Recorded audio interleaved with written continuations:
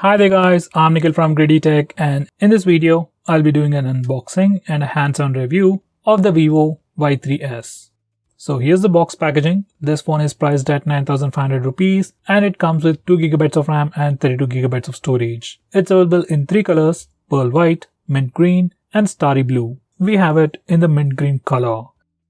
Now the main highlights for this phone would be its impressively large 5000 mAh battery, bigger display and decent performance. So without any further delays, let's first have a quick unboxing. Once again, we are back to the box. It just says Y3s on the front. On the back side, we have some of the highlighting features, pricing and some other information. Let's unbox it. First, we have a smaller box inside. Next, we have the phone itself. Following that, we have some barcode stickers, a 10 watts power adapter and a micro USB charging cable. Now back to the smaller box. Inside, we get a SIM card ejector tool, some documentation and a free transparent case. Now let me just remove the cover for the phone. Now this is how the phone looks on the front and this is how the phone looks on the back. Now let's have a physical overview.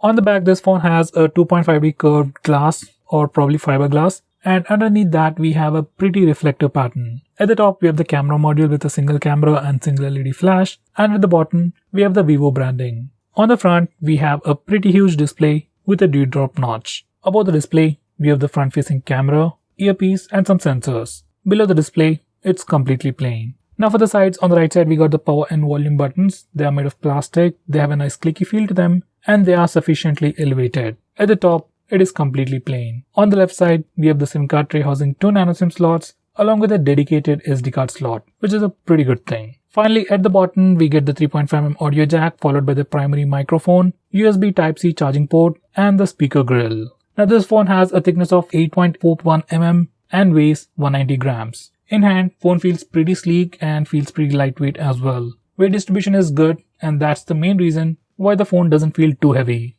Now these are the complete specifications of this phone.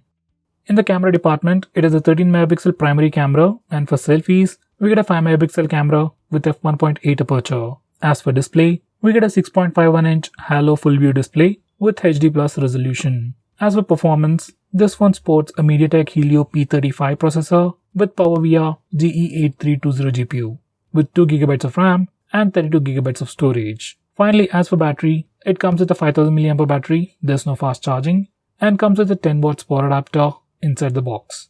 Overall specs are pretty decent considering the fact that it's an entry-level phone. Now, this is how the phone looks with the case on. It's just a free transparent case. It can give you some grip and prevent smudges, that's all. Not too much in terms of drop protection. Now with that said, this is how the phone looks once we turn it on and set it up. This is our home screen, app drawer, and this is the notification panel. Now let's check the about page. This phone is running Android 11 with a security patch right out of the box. And out of that 32GB of space, we get about 22GB of space for our user apps and user data, which would be more than sufficient for a normal user. Now here's the camera interface. Looks pretty similar to other Vivo phones. We got the photo mode. We also have bokeh lens. So even though this phone has just a single camera, we can take portrait shots. On the left side, we have the dedicated beauty mode, and on the right side, we have video and time-lapse. We have a pretty similar interface even for the front-facing camera. Now these are some sample shots.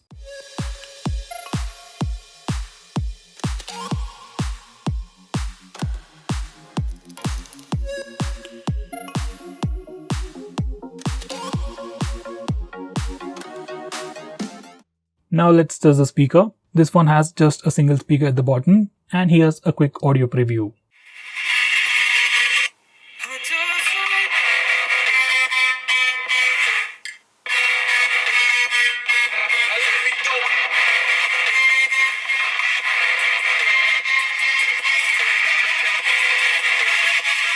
Speaker on this phone is loud enough for ringtones and alarms, and it's pretty decent for media consumption as well. Now as for the security, there's no fingerprint scanner on this phone, but we do have face unlock feature. And here's a quick preview in good lighting conditions. It's pretty fast and almost unlocks the phone within a second. Even in low lighting conditions, face unlock works pretty well, it's fast and unlocks the phone within a second. In complete darkness, it's a hit or a miss, and it depends on the distance between your phone and your face and the brightness of the display. So overall, even though this phone doesn't have a fingerprint scanner, face unlock definitely solves that problem a lot. Now before I conclude, these are the benchmark scores. So guys, this is the new Vivo Y3s. It's truly an entry-level phone from Vivo in the retail market, and considering the overall specs, I'd say it's a pretty decent phone. For a price of about 9,500 rupees, you're getting a phone with a bigger battery, bigger display, decent performance, and pretty decent cameras as well. So guys, if that's something that you're looking at in this price segment, then you can definitely consider the Vivo Y3s. With that said, friends, what do you think about this phone? Do let me know by commenting below this video, and if you're planning to buy this phone, use the link in the description. It always helps the channel. With that said, this is Nikhil signing off. See you in my next video.